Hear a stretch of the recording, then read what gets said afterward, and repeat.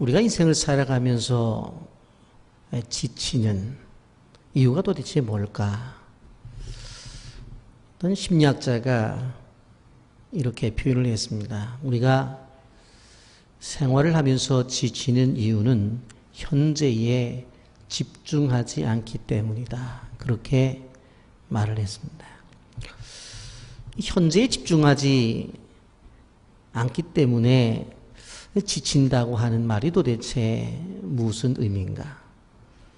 지금 우리는 현재를 열심히 살아가는데, 그런데 현재를 열심히 살아가면서도 자꾸 과거를 생각한다는 거예요. 이전에는 내가 이렇게 살았는데, 그리고 예전에는 이 정도의 대접을 받고 살았는데 지금은 뭔가 하면서 이 과거에 묶여 있다는 거예요. 그러면서 오늘의 삶 속에서 나타난 일들을 보게 되어지면 지친다는 거예요. 그리고 또 하나는 미래의 불확실성, 그것에 매여 있을 때에 지친다는 거예요. 오늘 열심히 살아가면서 내일이 보장되어지고, 오늘을 또 열심히 노력을 하면서 내일이라는 것들이 우리에게 분명히 보여지면은 안 지치는데, 열심히 노력해요, 수고해요, 애써요. 그런데 미래가 불확실하단 말이야. 이렇게 불확실하니까 우리가 오늘을 살아가면서도 지친다고 그렇게 이야기를 했습니다. 여러분, 우리가 생활 속에서도 많은 지치는 일들이 있습니다. 가족관계 가운데서도 지쳐요. 저녁에 아이들이 엄마 배가 고픈데 뭐 해줄까? 그랬더니 아들이 라면 하나 끓여달라고 그래요. 그랬더니 옆에 있는 딸이 나도 그래서 그럼 라면 먹을래? 그랬더니 아니 나는 짜파게티. 그랬더니 또 텔레비 보고 있던 남편이 나도 배가 출출하네. 당신은 뭐 먹을래? 우동. 해서 식구마다 다 다른 걸 요구해요. 생활 속에서도 뭐예요? 짜증스러운 일들, 지치는 일들이 우리에게 늘 있어요. 직장 생활 속에서도 마찬가지예요. 수많은 쌓여있는 일들, 그 일들 때문에 지치고, 사회생활 속에서 그리고 사람들과의 관계 때문에 많이 지치는 일들이 우리에게 있는 것을 볼 수가 있습니다.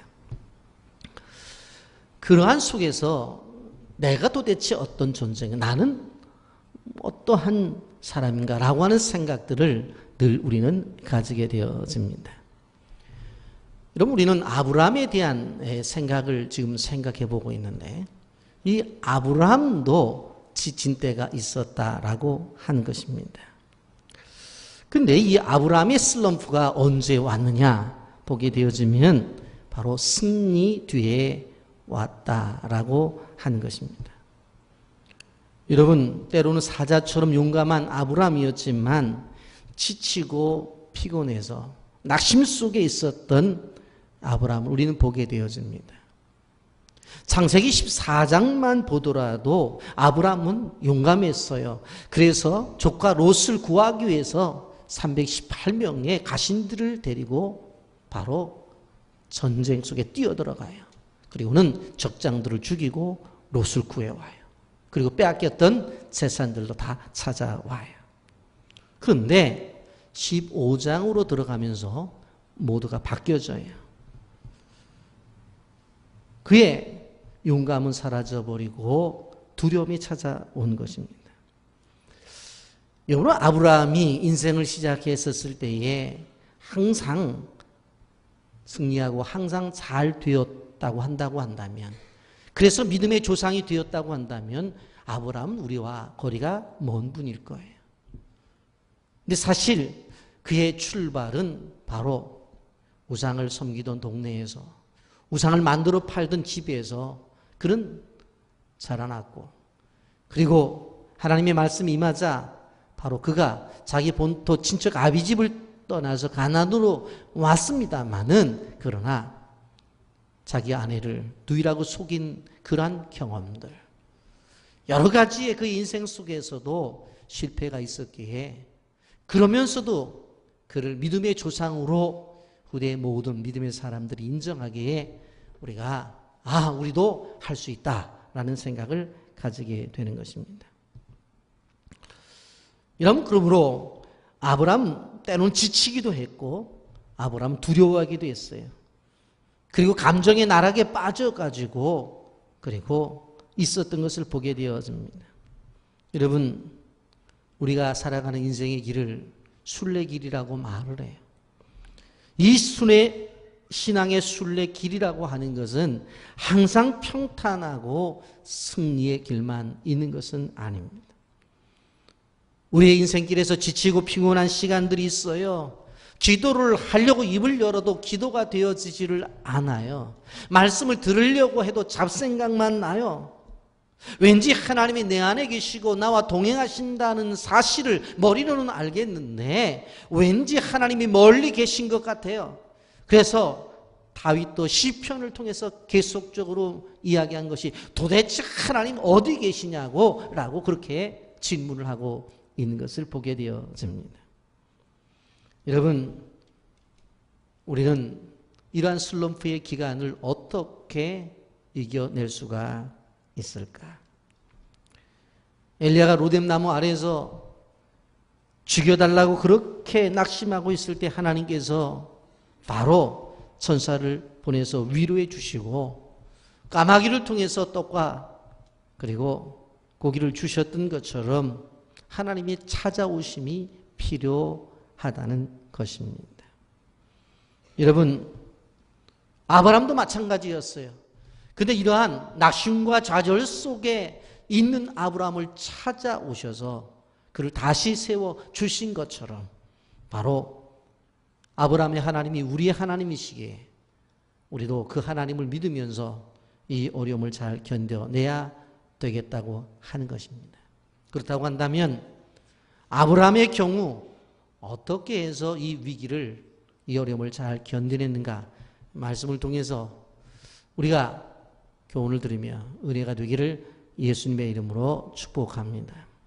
첫째는 뭐냐면 말씀으로 위로하신 하나님입니다. 1절 말씀 우리가 다 같이 읽어볼까요? 시작. 이후에 여호와의 말씀이 환상 중에 아브라함에게 임하여 이르시되 아브라함아 두려워하지 말라. 나는 내 방패요 너의 지극히 큰 상급이니라. 여기에 보면 이후에 라는 말씀이 있어요. 이후에 언제예요? 바로 창세기 14장에서 전쟁에 승리를 한 후에 롯을 데리고 오고 롯에게 빼앗겼던 모든 재산을 찾아 가지고 온 후에 그 후에 말씀하는 거예요. 여러분, 그런데 그 후에 아브라함의 상황이 어떻다고 그랬어요? 여기 보면 하나님이 말씀하신 것이 뭐예요? 아브라함아 두려워하지 말라 그랬어요. 아브라함에게 두려워하지 말라는 말은 무슨 이야기입니까? 지금 아브라함이 두려워하고 있다는 이야기입니다. 나는 내 방패요라고 하는 것은 방패는 무엇입니까? 전쟁을 할 때 사용하는 도구예요. 외부에서 칼이 올 때 막고 창이 던져질 때 막고 화살을 막는 것이 방패란 말이에요. 그러니까 나는 내 방패라고 하는 것은 뭐냐면 지금 전쟁의 위기 속에서 어느 한순간에 화살이 날아올 수도 있고 어느 한순간에 창이 날아올 수도 있고 어느 한순간에 칼로 죽임을 당할 수도 있다라는 것이 전제된 거예요. 그런데 그러한 상황 속에서 바로 나는 내 방패다 그렇게 말씀하는 거예요. 그러면서 너의 지극히 큰 상급이다. 너에게 바로 상을 줄 수 있는 사람이다. 그렇게 말하는 것입니다. 여러분, 이게 무슨 얘기인가 하면 아브라함이 롯이 잡혀갔다는 이야기를 듣고 자기 집안에 있는 318명의 가신들을 데리고 가잖아요. 그리고는 어떻게 해요? 적장들을 죽이고 바로 롯을 그리고 롯이 빼앗겼던 것들을 다 가지고 온단 말이에요. 와서 보니까 그의 마음속에 무엇이 생겨요? 두려움이 생기기 시작했어요. 왜요? 밤새 기습을 해서 적장들을 죽였지만은 이 보복을 하면 어떨까? 두려웠던 거예요. 여러분, 아브라함의 군대는 정규군이 아니었어요. 아브라함이 가만히 생각을 해봤어요. 자, 저들이 누구인가? 그들은 그돌라오멜이라고 하는 전쟁에 능한 왕으로 중심으로 되어진 강력한 정규군들이었어요. 그런데 그들이 어떻게 되어져요? 밤을 새우면서 승리에 도취되어서 술을 마실 때 가서 죽인 거거든요. 그거 누가 못하겠어요? 다 할 수 있는 거지. 그래서 아침에 일어나서 그 현실을 보고 역으로 쳐들어오면 어떡할까 하면서 두려움에 빠져 있는 것입니다. 여러분, 우린 그런 생각을 해요. 믿음의 조상인데 믿음으로 산다고 하면서 뭘 그렇게 두려워하느냐고. 그러나 아브라함도 우리와 똑같은 사람이었습니다. 한 번 가서 승리를 거두었지만 한밤중에 그들이 술에 취해 있는 상태 속에서 그들을 이겼지만 그들이 다시 쳐들어오게 되어질 때 이긴다는 보장이 없는 거예요. 왜? 그들은 아직도 강력한 군대에 강력한 군사력을 가지고 있기 때문에 그래요. 마음만 먹으면 다시 역으로 쳐들어올 수가 있어요. 그것을 아브라함이 두려워하고 있는 것입니다. 한 번은 하나님께서 특별히 도와주셨는데 다음에 도와주실까? 한 번은 도와주셨는데 내 인생에 일이 있을 때마다 도와주실까? 계속 도와주실까? 그리고 한 번의 전쟁 속에서 내가 승리를 했지만 계속적인 승리를 내가 할 수 있을까? 그가 가만히 앉아서 생각해 보니까 보이질 않아요. 그래서 그가 두려워하고 있는 거예요. 두려워하고 있는 거예요. 그런 감정의 동요를 일으키고 있는 그 아브라함을 향해서 하나님이 주신 말씀이 1절이에요. 이후에 전쟁 이후에 여호와의 말씀이 환상 중에 아브라함에게 임하여 이르시되 아브라함아 두려워하지 말아라. 두려움 속에 있는 아브라함을 향해서 두려워하지 말아라. 나는 내 방패다. 전쟁 갖고 네가 두려워해? 내가 내 방패가 되어줄게. 창이 날라와 막아줄게. 화살이 날라와 그것도 막아줄게. 칼로 너를 치려고 해? 다 막아줄게. 내가 내 방패야. 그리고 내가 너의 상급이야. 그렇게 하나님이 말씀하시고 계신 것입니다. 여러분, 오늘 성경은 두려움 속에 있는 아브라함에게 하나님의 말씀이 분명히 임했다고 성경이 증거하고 있습니다. 여러분, 아브라함은 그의 말씀을 듣고 바로 힘과 용기를 냈습니다. 여러분, 인생을 살아가면서 정말로 불안하고 지친 그러한 삶을 살 때가 있습니까? 하루하루를 살아가면서도 내가 오늘 무엇을 위해 살았는지 정말로 무의미한 하루를 살았다고 생각할 적이 있어요. 그리고 왜 이렇게 내 인생이 무기력해졌는지 그러한 무기력증에 빠져서 주저앉을 때가 있어요. 왠지 불안한 마음을 가질 때가 있습니까? 무엇을 해도 재미가 없어요. 우울하기만 해요. 밥을 먹어도 밥맛이 없어요. 삶의 의욕이 없어요. 우리에게도 그런 인생의 날이 찾아올 수가 있다라고 하는 겁니다. 여러분, 그럴 때 우리에게 필요한 것이 뭐냐? 하나님을 믿는 자녀들에게 필요한 것이 뭐냐? 바로 다름이 아닌 그것이 주님의 말씀이라고 하는 거예요. 주께서 나를 향해 주신 말씀이 내 귀에 들려지고 그 말씀이 내 심령 속에 들려진다면 바로 그 인생은 바로 소망이 있는 거예요. 문제는 하나님의 말씀이 들려져도 들려지질 않아요. 끊임없이 하나님의 말씀이 외쳐져도 내 마음을 움직이질 않아요. 그렇기 때문에 문제가 있는 거예요. 전해지는 말씀이 내 귀에 들려지고 그 말씀이 내 마음을 움직인다고 한다면 그때부터 그 심령은 살아나기 시작하는 거예요. 여러분, 우리는 그런 존재라고 하는 사실을 우리는 기억해야 돼요. 우리에게는 주님의 말씀이 절대적으로 필요한 존재입니다. 아멘입니까? 내 영혼을 울리는 레마의 말씀이 절대적으로 필요해요. 내 인생을 흔드는 그러한 살아계신 하나님의 말씀이 우리에게 필요하다고 하는 거예요. 그래서 두려움에 있는 이 아브라함에게 하나님이 말씀을 주시는 거예요. 제가 요즘 말씀에 좀 더 깊이 들어가 보려고 많은 노력을 합니다. 뭐 목사가 늘 보는 게 성경이고 늘 연구하는 게 성경입니다만은 조금은 달라졌어요. 왜? 여러 가지 힘든 일, 어려운 일들이 있을 때에 예전에는 생각도 하고 기도도 하고 했습니다만은 요즘 좀 말씀을 통해서 해결을 해보자. 그러고는 무조건 성경을 펴요. 그리고는 10장이고 20장이고 어떤 때는 1시간이나 30장이고 성경만 읽는 거예요. 그런데 너무 놀라운 일을 경험하는 거예요. 현실이 바뀌어진 건 아니에요. 그렇게 내가 성경을 보았다고 해서 그래 내가 이렇게 해주마 하고 딱 문제 해답이 온 건 아니에요. 현실은 똑같아요. 상황도 똑같아요. 변한 것이 없어요. 그런데 말씀에 깊이 들어가니까 무엇이 생겨요? 그 어려움 속에서도 좋다. 다시 한번 해보자. 다시 일어나자. 할 수 있어. 하는 그런 생각이 내 마음속 영혼 깊은 곳에서부터 우러나오는 거예요. 이게 중요한 거예요. 여러분 이것이 말씀의 신비입니다.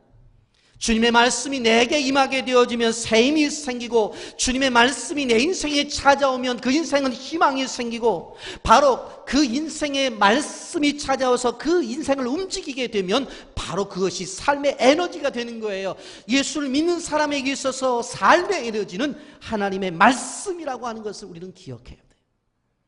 그래서 그 낙심과 좌절 속에 있는 아브라함에게 주께서 말씀하시는 거예요. 여러분,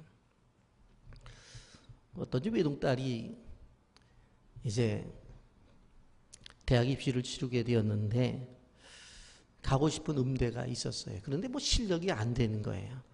근데 여기저기 얘기를 들어보니까 그 학교에 교수님한테 레슨을 받고 레슨 받을 때 좀 봉투로 인사를 하면은 들어가기가 쉽다는 이야기를 듣습니다. 그래서 그 부부 집사님이 하나밖에 없는 딸 저렇게 저 학교를 들어가려고 노력하고 애쓰고 힘썼는데 우리가 어떻게 해서라도 학교를 보내야 되지 않겠느냐. 그리고 둘이 이제 합의를 하고 그렇게 지내다가 주일날 교회를 갔는데 교회에서 예배를 드리고 있는데 그날따라 목사님 뭐라고 말씀을 전하시냐면 믿음의 사람들은 정로를 가야 되지 불법을 행하면 안 된다는 거예요.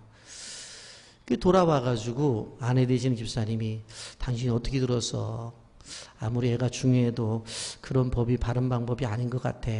나는 아무래도 안 될 것 같아. 포기해야 될 것 같아. 그러니까 남편 집사님도 뭐라고 말을 하냐면 당신도 그렇게 들어서 나도 그렇게 들었다고. 그래서 이제 아이를 불러다 놓고서 이런 상황이기 때문에 이렇다 저렇다 얘기했더니 애가 얘기하는 거예요. 엄마 한 번만, 아빠 한 번만, 사랑하는 딸을 위해서 한 번만. 그런데 끊었어요. 할 수 없다. 왜? 하나님께서 우리에게 말씀 주신 것이 그것이 아니다. 그러고는 그 아이는 학교 떨어졌어요. 그러면서 아이한테 재수든 삼수든 사수든 오수든 해라. 엄마 아빠가 비용은 다 부담할 테니까. 근데 얼마 있다가 그 학교에 입시 비리가 터져버렸어요. 그래가지고는 그렇게 저렇게 얼마 전에 우리나라에 생겼던 최씨 아주머니처럼 그런 일들이 터져버린 거예요. 그래갖고 돈 받은 교수나 돈 준 학부모나 돈 내고 들어간 학생이나 다 명단이 밝혀지고 큰 창피를 당하게 되었어요. 이 집은 열심히 아이가 노력을 해서 그것보다 더 좋은 학교에 들어갔다는 이야기입니다. 이런 성경에 보게 되어지면 이 하나님의 말씀에 대한 능력을 구구절절히 말하고 있죠. 시편 107편 20절 말씀을 다 같이 함께 우리가 읽어봅니다. 시작. 그가 그의 말씀을 보내어 그들을 고치시고 위험한 지경에서 건지는도다. 그의 말씀을 보내어 그들을 고치시고 위험한 지경에서 건지시는도다. 우리 인생에 있어서 하나님은 끊임없이 하나님의 말씀을 보내주고 계세요. 근데 그것을 잘 듣고 그것을 마음속에 받고 아멘 하면 되는데 말씀을 자꾸 거절해요. 자꾸 내친단 말이에요. 이사야 9장 8절에도 주께서 야곱에게 말씀을 보내시며 그것을 이스라엘에게 임하게 하셨은지 그렇게 말씀해요. 하나님의 말씀을 통해서 끊임없이 우리에게 하나님의 임재를 경험케 한단 말입니다. 하나님이 친히 그의 백성에게 말씀을 주실 때 그 말씀에 반응을 하면 기적이 나타나는 거예요. 그래서 이런 말씀을 들을 때 왜 아멘으로 고백하고 예라고 인정을 하라고 하느냐? 그게 반응이기 때문에. 아멘입니까? 그래도 아멘은 안 해요. 반응을 나타내요. 반응. 여러분 하나님의 말씀에 지치게 되었을 때 그 말씀이 임하게 되어지면 그래서 반응을 하면 차이가 생기는 거예요. 아브라함은 하나님의 은혜로 전쟁에 나가서 승리를 했어요. 그런데 두려움에 사로잡혀요. 불안해하고 있을 때 하나님이 말씀을 주셨어요. 여러분, 이런 말씀이 여러분의 인생에 끊임없이 임하기를 예수님의 이름으로 축복합니다. 아멘. 자, 아브라함이 이러한 낙심 속에 있었을 때 하나님이 또 하나의 방법을 사용해서 회복을 시킵니다. 그것이 뭐냐면 자연을 통해서 말씀하시고 자연을 통해서 회복을 시키시는 하나님.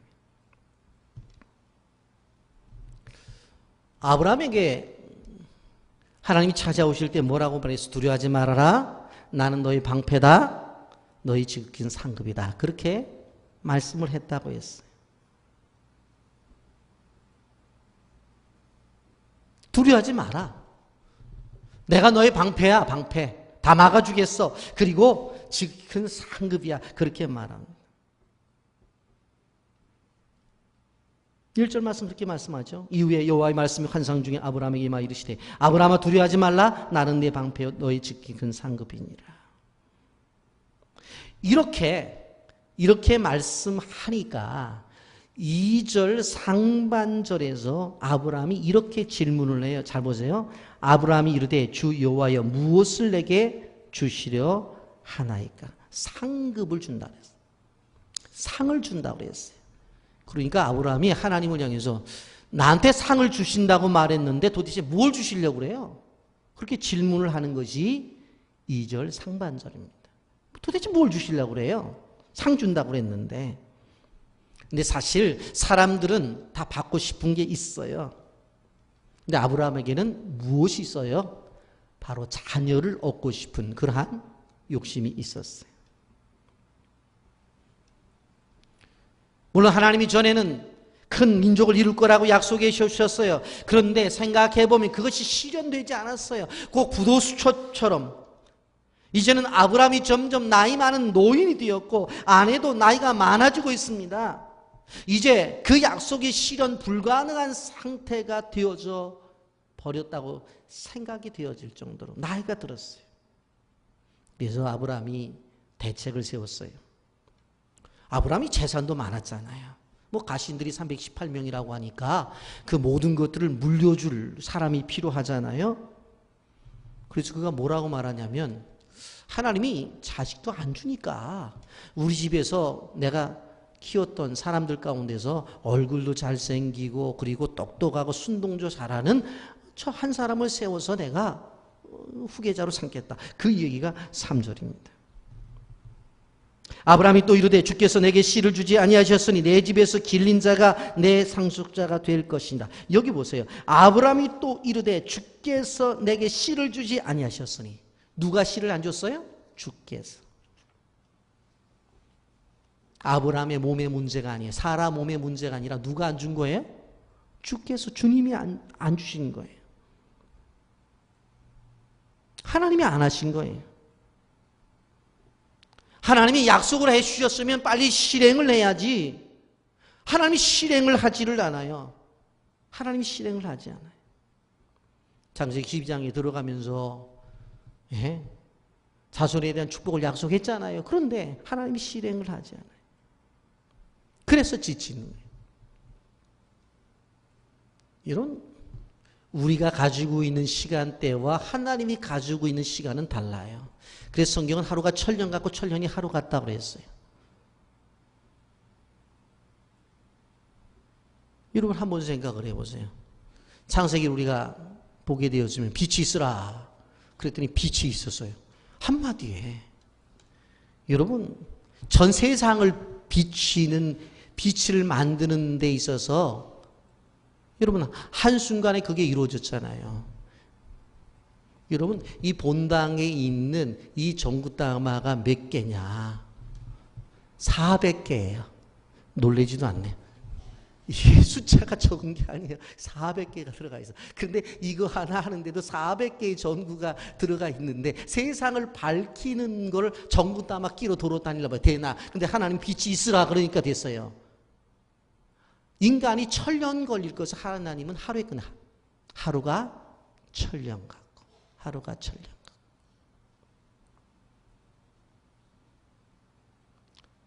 궁창 위의 물과 궁창의 아래 물을 나누었어요.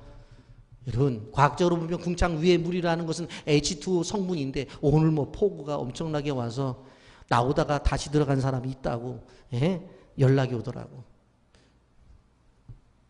그렇게 폭우가 쏟아졌는데 여러분 생각을 해보세요. 우리가 물 한 바가지 갖다가 붓는 것도 시간이 걸리는데 여러분 이만큼 하늘에다 물을 쏟아 올려가지고 쏟아 내리게 해보려면은 그게 돼요? 근데 하루가 천년 같다고 그랬어요. 천날을 바가지를 갖다 부어보세요. 그게 되나? 근데 하나님은 한순간에 하시잖아요. 하나님의 시간대와 우리의 시간은 달라요. 그래서 우리가 지치는 거예요. 하나님은 야 하루도 안 지났잖아. 그런데 우리는 아이고 하나님 무슨 하루가 안 지났냐고 벌써 10년이나 지났 벌써 20년이 지났다고 이러다가 나 죽게 생겼다고 그러는 거예요. 하나님의 시간과 우리의 시간은 시간이 달라요. 그래서 우리가 힘들어하는 거예요.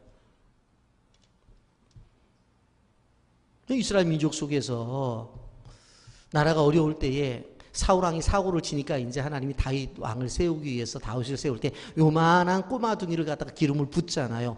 그러더니 나가서 말이에요. 골리앗을 물리쳐요. 진짜 왕 되는 줄 알았어요. 그런데 바로 왕 됩니까? 바로 왕 되지 않잖아요.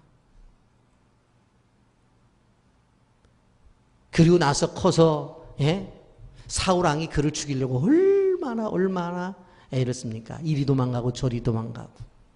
그런 과정을 통해서 바로 다시 왕이 되잖아요. 요셉 보세요, 여러분. 요셉이 아버지 야곱이 채색 옷을 지어 입혀가지고 그때 하나님이 그 요셉을 사랑하셔서 꿈을 주잖아요. 해와 달과 별들이 절을 하고 곡식단이 절을 하고 다 끝났잖아요. 이미. 그러면 빨리 만들어 주셔야 되지. 그렇게 비전을 주시고 나서는 어떻게 합니까? 구덩이 속에서 누가 아버지의 심부름온 착한 동생을 어떻게 해요? 집어넣어버리잖아요. 그리고 그 집어내갖고 그 옷 벗겨가지고 그 짐승 잡아와서 피 묻혀갖고 아버지한테 가서 짐승에 물려 죽었다고 그렇게 거짓말하고 그리고 보디발의 집으로 팔려가서 열심히 일을 했더니 그 집 아내가 하룻밤 같이 하자고 해서 뿌리치고 도망갔더니 감옥으로 가잖아요. 감옥 속에서 열심히 일하고 또 꿈도 해석해 주었는데도 바로 총리가 안 되죠. 오랜 시간이 걸리죠. 하나님의 시간과 우리의 시간은 다를 수 있다라는 거예요. 그걸 아셔야 돼요. 그래서 지치는 거예요. 지치는 거예요. 우리는 빨리 되었으면 좋겠는데 하나님은 아직은 아니라는 거예요. 저는 우리 교회 건축도 마찬가지예요. 하나님이 비전을 주셨으면 뚝딱뚝딱뚝딱 해서 끝내시지 왜 이렇게 오래 하시느냐. 하나님이 정한 시간을 통과해야 돼요. 그 시간 동안에 우리의 신앙이 견고해져야 돼요. 그래야지만 되어져. 근데 아브라함 보세요. 기다림의 시간, 인내하지 못하고 지쳐서 뭐라고 말을 하냐면 하나님 나에게 약속하실 때에 분명히 자식 준다고 해도 안 주시지 않았냐고. 그래서 내가 곰곰이 생각해 보니까 이러다가 우리의 가문을 물려줄, 재산을 물려줄 사람이 없겠다고. 그래서 상속자를 그가 이 얘기하는 거예요. 자기 집에서 길리운 엘리에셀이 바로 상속자가 아니라는 거예요. 도무지 하나님과의 관계 속에서 시간이 끝나지 않을 것 같이 아브라함은 자기 생각으로 상속자를 정해놓아요. 그런데 오늘 보십시오. 그렇게 상속자를 정해놓은 아브라함에게 하나님이 밖으로 나가자고 말을 해요. 5절 말씀을 보세요. 그를 이끌고 밖으로 나가 이르되 하늘을 우러러 무뼈를 셀 수 있나 보라. 또 그가에게 이르되 네 자손이 이와 같으리라.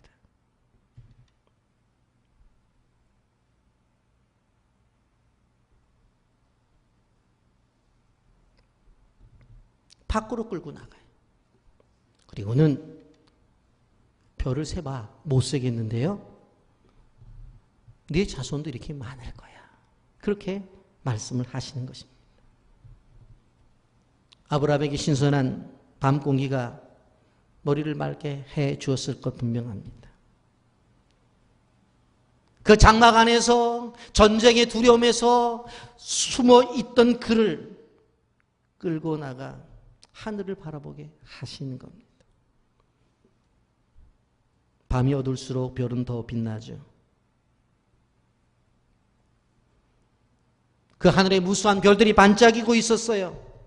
아브라함 별들을 지으신 그 하나님을 볼 수 있게 되어진 것입니다. 그렇구나. 저렇게 수많은 별들을 만드신 하나님, 그분이 창조의 하나님이라면 하실 수도 있겠다. 여러분, 우리는 어려움이 있을 때 밖으로 나가야 돼요. 그리고 하늘을 봐야 돼요. 거기에서 새로운 생각과 새로운 믿음이 시작되어져요. 창조하신 하나님을 바라보게 되어지면 사람이 생각했던 불가능도 가능해진다는 것입니다. 하나님은 홍해를 가르신 능력이 있으신 분입니다. 다니엘을 사자굴 속에서 끄집어내신 분입니다. 떡 5덩어리와 물고기 2마리로 5,000명을 먹이고도 12광주리를 남기신 분이십니다. 무한하신 하나님이 내 인생에 개입하신다면 내 인생에 불가능한 것은 없어요. 아무리 아브라함이 나이 많은 노인이랄지라도 그를 통해서 하늘의 별처럼 아이를 낳을 수 있다라고 하는 겁니다. 아무도 지켜보지 않는 그 밤에 하나님과 아브라함은 대화를 하고 있는 것입니다. 그 대화 속에서 무너진 신뢰가 회복이 되어져요. 지치고 낙심한 마음에 희망이 생기게 시작되었어요. 여러분, 하나님이 찾아오셔서 말씀을 주시니 모든 일이 일어난 것입니다. 방 속에 숨어서 전쟁의 두려움 속에 있던 그를 끌고 밖으로 나가는 거예요. 여러분, 인생의 회복에 우리의 나타난 자기들만의 문제를 해결하는 길은 고착된 자기를 보는 눈에서 하늘을 바라보는 눈으로 바뀌어져요. 나만의 공간, 그 골방에서 그냥 이래서 안 되고 저래서 안 되고 나는 이런 문제가 있고 저런 문제가 있고 이런 문제가 있어. 그러면 절대로 안 돼요. 어떻게 해요? 나가서 어디를 봐야 돼요? 하늘을 바라봐야 돼. 하늘을 바라봐야 돼. 장막하는 고민만 하는 장소입니다. 장막하는 답이 없는 장소예요. 장막하는 고통의 장소예요. 밖으로 나와 눈을 들고 하늘을 바라봐야 됩니다. 그리고 그 하늘을 바라보면서 하나님이 우리를 향하시는 것을 믿어야 돼요. 창조의 하나님이고 전능하신 그 하나님을 믿는 믿음으로 나가야 돼요. 능력이 한이 없으신 그 하나님을 믿고 나가야 되는 거예요. 여러분, 우리 인생의 모든 문제의 답은 그 하나님에게 있다는 사실을 믿으시기를 주님의 이름으로 축복합니다. 하나님이 움직이시면 문제는 해결되는 것입니다. 아브라함이 믿음의 반응을 해요. 제 약속에 대해서 의심하지 않아요. 그래서 6절에 이렇게 말합니다. 아브라함이 여호와를 믿으니 여호와께서 이를 그의 의로 여기시고 그랬어. 아브라함이 여호와를 믿으니 여호와께서 이를 그의 의로 여기시고. 그렇다고 해서 상황이 바뀌어졌어요? 아니에요. 상황 바뀌어진 건 없어요. 근데 전쟁이 일어나도 괜찮아요. 왜? 하나님이 뭐가 되어주신다? 방패가 되어주신다고 그랬으니까. 그전엔 두려움이었지만 이제는 두려움이 없어요.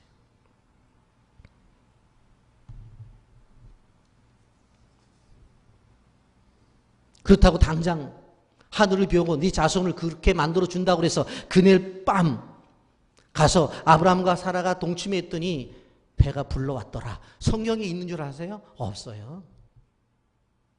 바뀌어진 게 없다니까요. 근데 약속을 주셨어요. 그런데 그 약속을 받고 약속을 믿으니 그것이 의가 됐다는 거예요. 그렇기 때문에 우리가 중요한 것은 무엇인가 하면 하나님의 약속의 말씀을 받고 그 말씀을 붙잡고 있는 것, 믿음으로 붙잡고 있는 것, 그게 중요한 거예요. 여러분 왜 그래요? 믿음이 사건을 일으키기 때문에, 믿음이 기적을 일으키기 때문에 그런 거예요. 여러분 아직 내 소원이 이루어지지 않았다 할지라도 그래도 약속의 말씀을 믿고 하나님을 믿고 나가시기를 바랍니다. 그러면 돼요. 하나님이 아브라함을 밖으로 데리고 나가 하늘을 쳐다보게 만들었듯이 우리의 믿음도 늘 새롭게 되기를 원하신다는 것을 우리는 기억해야 돼요. 장막 밖으로 데리고 나갔잖아요. 나갔어요. 이 5절에 보면 그를 이끌고 밖으로 나가. 아마 안 나가려고 버텼는지도 몰라. 그러니까 어떻게 했어? 이끌고 나갔어. 여러분 우리도 이제 밖으로 나가게 되어져요. 교회가 오늘까지 영유아부 성경학교를 하고 이번 주간에 유년부, 초등부, 성경학교 캠프 그리고 중고등부, 젊은이부, 챔버 오케스트라, 성경학교 수련회 캠프가 진행되어지죠. 그리고 가족 휴가도 있을 거예요. 7, 8월에 교회 주제가 뭐였어요? 성장과 성수 그리고 쉼이에요. 여러분 세상에 사람들은 7, 8월 되면 야 휴가니까 쉬자. 그런데 자연세계는 그렇지 않아요. 자연세계는 어떻습니까? 7, 8월에 가장 빠른 성장이 있어요. 그렇기 때문에 자연을 따라가는 우리 인생에 있어서 중요한 것은 이때가 그냥 쉬고 주저앉아 있는 시간이 아니라 성장과 성숙이 있어야 되는 시간이라고 하는 것을 우리는 기억해야 되는 겁니다. 여러분 개인적으로도 나가시고 교회도 나가잖아요. 가정도 여러분 휴가를 통해 나가잖아요. 나가서 하늘을 보세요. 그리고 멍하니 보지 말고 그 속에서 나를 향하고 우리 가정을 향한 약속의 말씀을 붙잡으세요. 그리고 그 약속의 말씀을 믿음으로 받아들이세요. 그러면 기적이 나타나요. 여러분 두려움에 빠져있던 아브라함에게 방패가 되어주신다고 약속했죠. 아브라함이 가지고 있는 근본적인 자녀의 문제를 해결해 주신다고 그랬잖아요. 그런데 여러분 보세요. 하나님은 아들만 주시는 것이 아니라 땅도 주시겠다고 약속을 했어요. 7절 말씀 다 같이 읽어봅니다. 시작. 또 그에게 이르시되 나는 이 땅을 내게 주어 소유를 삼게 하리고 너를 갈대아인의 우리에서 이끌어낸 여호와라. 내가 갈대아인 우르에서 너를 이끌어낸 이유는 뭐냐면 이 가나안 이 지역을 너에게 주려고. 여러분 지금 아브라함은 가나안에 온 나그네예요. 유목민에 지나지를 않아요. 지나가는 나그네가 무슨 땅을 소유할 수가 있겠어요? 그런데 하나님은 그 땅을 주시겠다고 그렇게 말씀해요. 근데 18절에 넘어가서 보면 이렇게 말씀합니다. 그날에 여호와께서 아브라함과 더불어 언약을 세워 이르시되 내가 이 땅을 애굽 강에서부터 그 큰 강 유라데까지 내 자손에게 주노니 그랬어요. 하나님은 이미 애굽 강에서부터 시작해서 유브라데까지 다 주시려고 작정을 하셨다고 하는 것입니다. 멀리를 보셨어요. 하나님 나라 왕국을 생각하신 거예요. 근데 아브라함이 두 번째 질문을 해요. 첫 번째 질문은 1절 하반절에 내가 너의 지극히 큰 상급이다 그랬더니 2절 상반절에 도대체 상을 주시려고 그랬는데 뭘 주시려고 그러죠? 그렇게 질문을 했다고 그랬죠? 그런데 그 두 번째 질문에 보게 되어지면 하나님께서 땅을 주시겠다고 했더니 8절에서 이렇게 말해요. 그가 이르되 주 여호와여 내가 이 땅을 소유로 받을 것을 무엇으로 알리까? 아니 도대체 땅 주신다고 그랬는데 어떻게 그거를 믿을 수 있냐고. 그것을 어떻게 알 수가 있냐고. 그렇게 질문을 하는 거예요. 그런데 여기에서 하나님이 획기적인 요구를 해요. 그게 뭔 줄 아세요? 아브라함이 이 땅을 소유로 받을 것에 대해서 어떻게 알 수 있죠? 그랬더니 하나님이 9절 말씀에서 예배를 요구하세요. 다 같이 읽어봅니다. 9절 시작. 여호와께서 그에게 이르시되 나를 위하여 3년 된 암소와 3년 된 암염소와 3년 된 수양과 산비둘기와 집비둘기 새끼를 가져올지니라. 땅을 주신다고 약속을 해서 하나님 어떻게 알 수 있어요? 그랬더니 하나님 말씀하시는 게 예배드려. 그렇게 말씀하시는 거예요. 축복을 주시기 전에 예배를 요구하시는 하나님.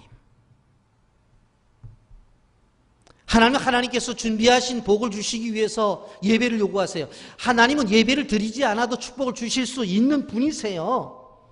그럼에도 불구하고 예배를 요구해요. 이 예배는 언약의 예배였어요. 약속의 예배였어요. 17절에 보게 되어지면 불이 쪼개 놓은 재물들 사이로 지나갔다는 말씀이 있죠. 창세기 15장 17절 해가 져서 어두울 때 연기 나는 화로가 보이며 타는 횃불이 쪼갠 고기 사이로 지나가더라. 불은 하나님의 임재를 뜻해요. 재물을 어떻게 해서 쪼개서 놓았는데 그 가운데 하나님이 임재의 상징인 불이 왔다 갔다 하는 거예요. 쪼개졌다는 것은 무슨 의미가 있어요? 약속이 지켜지지 않으면 이렇게 된다는 그러한 비장한 의미의 말씀이에요. 여러분 예레미야서에 확실하게 이것에 대한 증거를 하고 있는데 예레미야 34장 18절부터 21절까지 보면 이렇게 말씀합니다. 송아지를 둘로 쪼개고 그 두 조각 사이로 지나매 내 앞에 언약을 맺었으나 그 말을 실행하지 아니하여 내 계약을 어긴 그들을 곧 송아지 두 조각 사이로 지난 유다 고관들과 예루살렘 고관들과 내시들과 제사장들과 이 땅 모든 백성을 내가 그들의 원수의 손과 그들의 생명을 찾는 자의 손에 넘기리니 그들의 시체가 공중의 새와 땅의 짐승의 먹이가 될 것이며 또 내가 유다의 시드기야 왕과 그의 고관들을 그의 원수의 손과 그의 생명을 찾는 자의 손과 너희에게서 떠난 바벨론 왕의 군대의 손에 넘기리라 그랬어요. 이게 무슨 얘기인가 하면은 제사를 드리면서 송아지를 쪼갰단 말이에요. 그리고 그 두 쪼갠 사이에 왔다 갔다 언약의 제사를 드렸단 말이에요. 그런데 그 제사를 드리면서 뭐라고 얘기하는 거예요? 하나님하고 약속한 거 안 지키면 이 송아지처럼 난 죽습니다. 그 얘기거든요. 그런데 안 지켰어요. 그래서 19절에 곧 송아지 두 조각 사이로 지난 유다 고관들과 예루살렘 고관들과 내시들과 제사장들과 그 땅의 모든 백성을 그랬어요. 송아지를 쪼개놓고서 거기에 사람들이 왔다 갔다 했어요. 누가? 바로 유다 고관들, 예루살렘 고관들, 내시들, 제사장들, 백성의 일부들. 그런데 그들이 그래놓고 약속을 안 지키니까 하나님이 다 어떻게 했다고 그랬어요?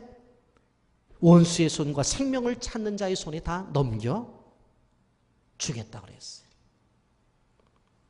여러분, 약속이라고 하는, 언약이라고 하는 원어의 뜻이 쪼갠다라는 뜻을 가지고 있어요. 무슨 얘기인가 하면 하나님과 우리와의 관계 속에서 약속이 되어진 것은 꼭 지켜야 된다는 거예요. 그런데 하나님은 지키셔요. 그런데 문제는 우리가 안 지키는 게 문제예요.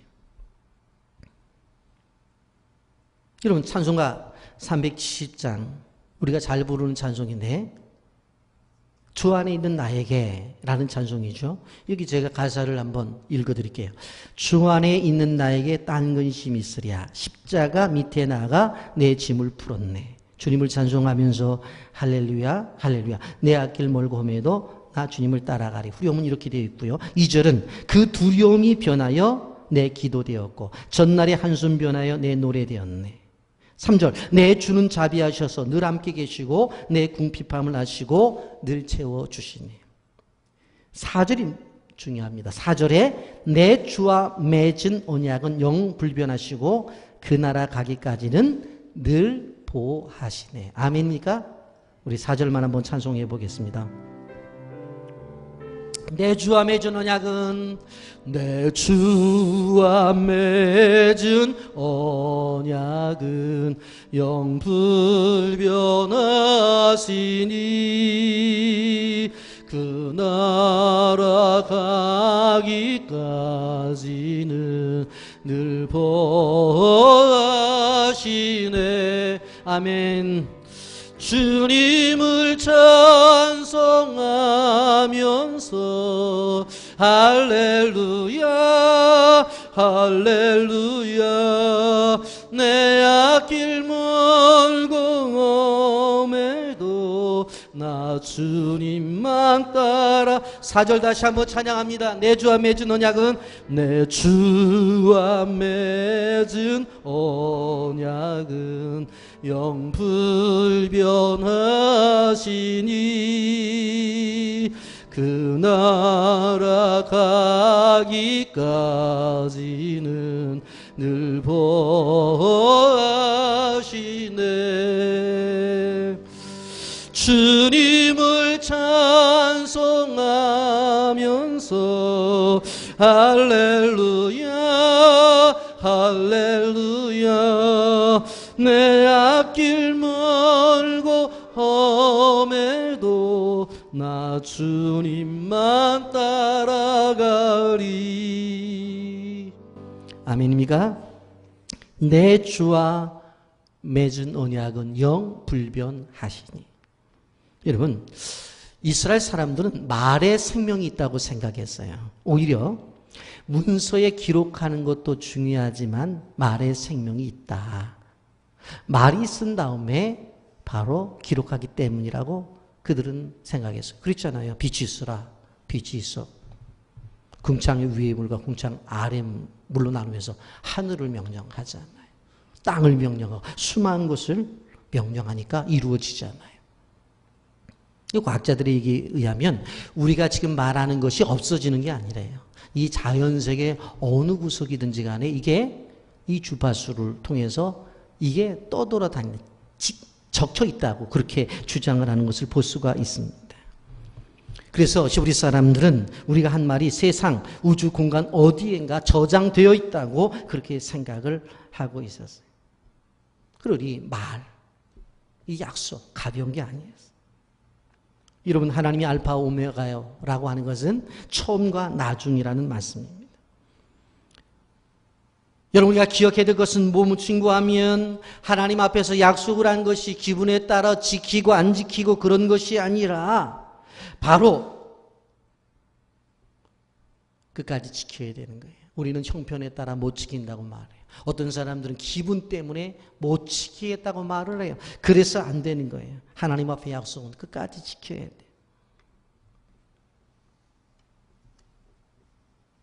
내가 연약하지만 하나님과의 관계 속에서 약속한 것을 지킬 수 있는 것이 무엇인 줄 아세요? 왜 지킬 수 있는 줄 아세요? 하나님이 능력이시기 때문에. 하나님이 내게 능력 주시면 해낼 수가 있는 것이. 하나님은 전능하시기에 우리와의 관계 속에서 약속을 지키시기에 충분하신 분이고, 내가 연약하지만 나도 약속을 지킬 수 있는 것은 하나님의 내게 부족한 부분을 채워주시기 때문에 그것 갖고 약속을 지킬 수 있는 거예요. 여러분, 땅을 주시겠다고 약속하신 그 하나님이 뭘 요구한다고요? 예배를 요구하신 거예요. 여러분, 솔로몬 경우를 보세요. 지혜를 주시기 전에 뭘 그가 드려요? 1,000번의 제사를 드리잖아요. 1,000번제. 그랬더니 하나님이 지혜를 주시고 부도 주시고 영광도 주시잖아요.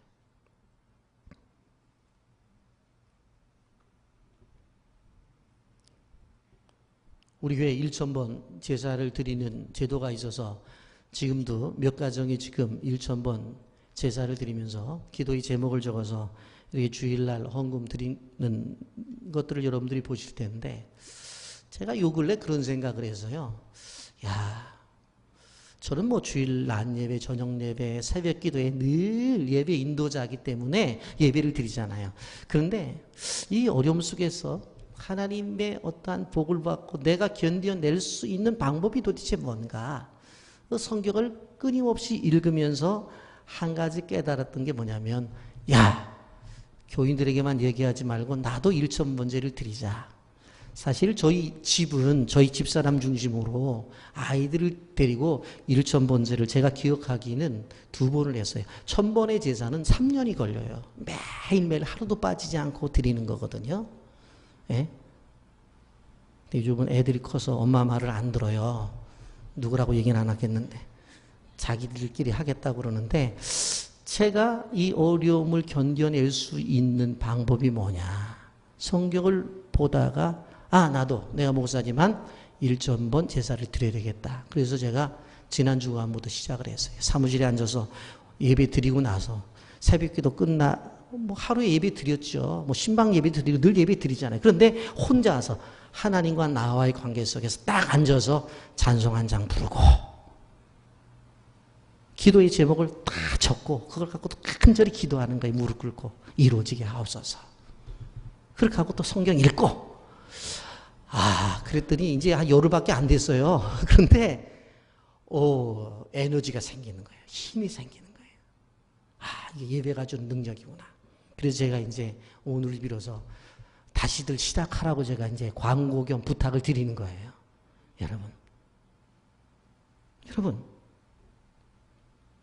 아브라함에게 땅을 준다고 약속을 해놓고는 어떻게 그걸 믿어요? 그랬더니 하나님이 다른 걸 요구한 게 아니라 뭘 요구했어요? 예배를 요구하셨어요. 예배를.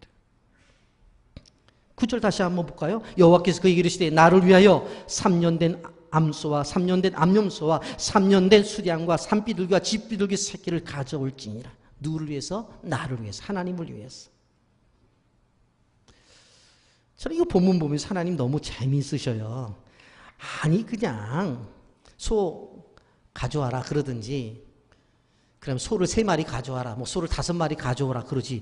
이 종류를 보세요. 종류를 보면 3년 된 암염소, 3년 된 염소, 암소, 3년 된 수량, 산비둘기, 집비둘기 새끼 뭐 다. 자료를 보면 요때 고기가 제일 맛있대. 사실은. 그래서 고깃집에 가면 소고기보다도 송아지 고기가 더 맛있잖아요.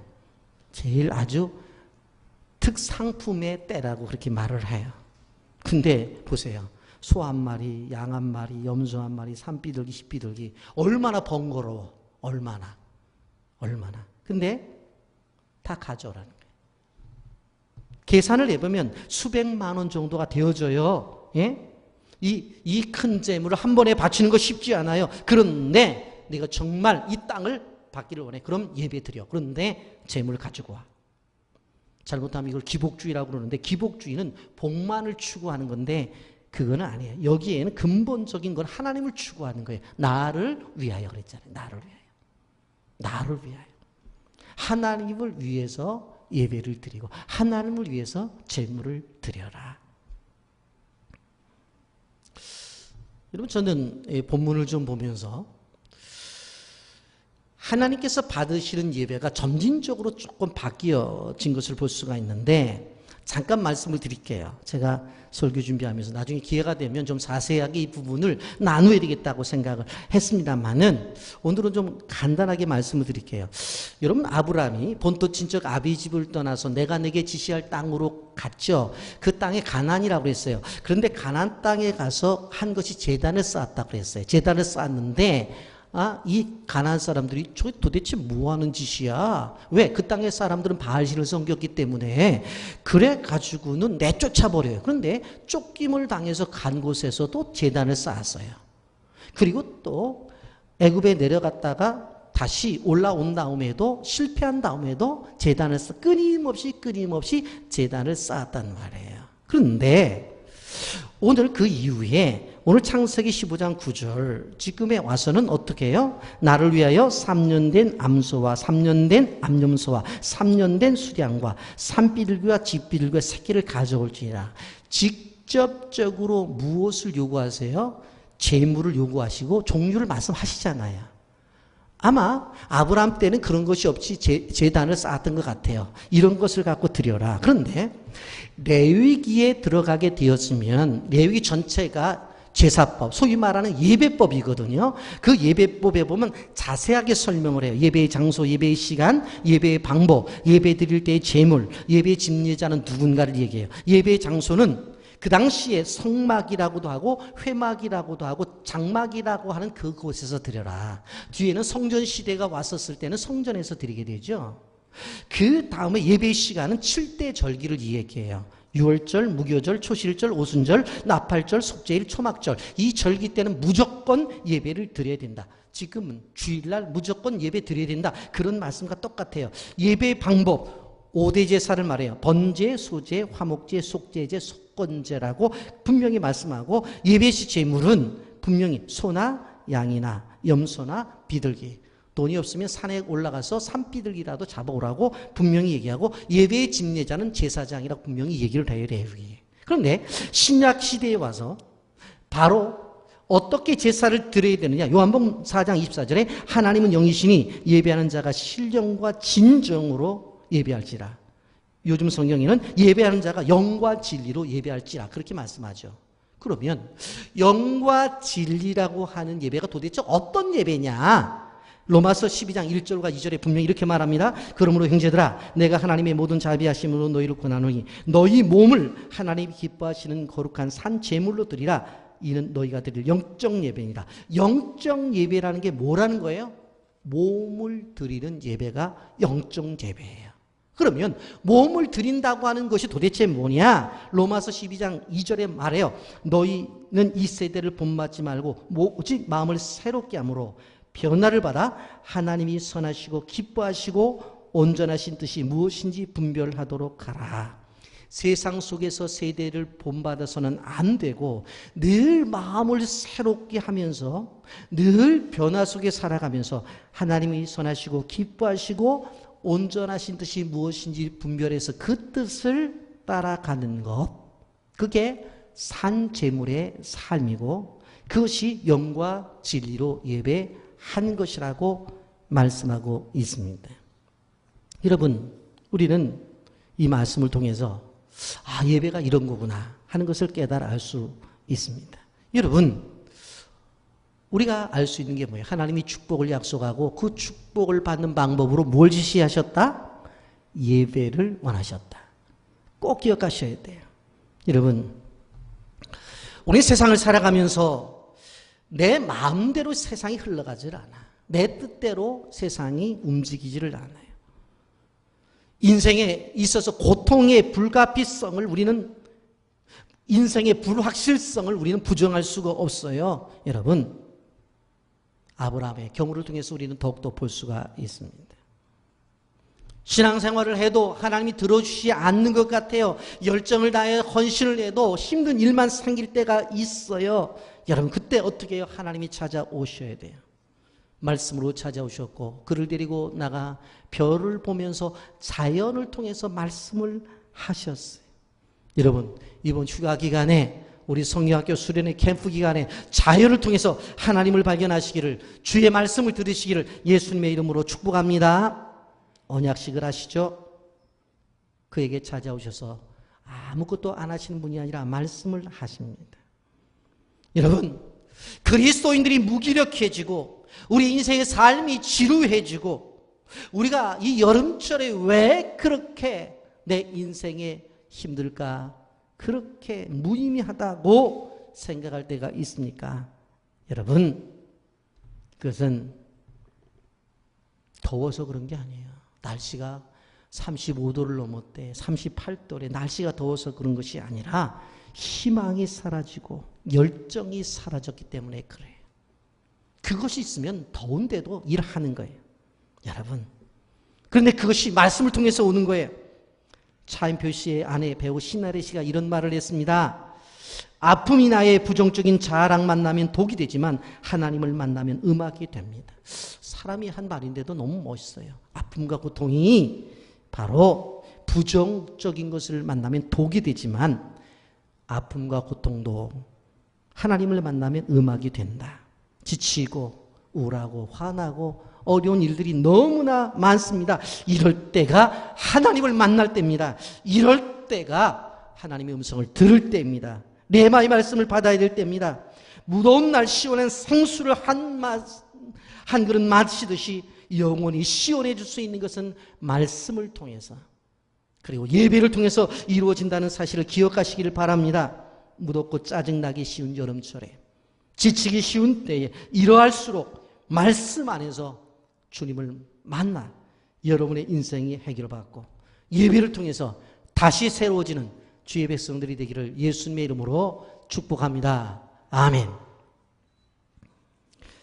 거룩하신 하나님.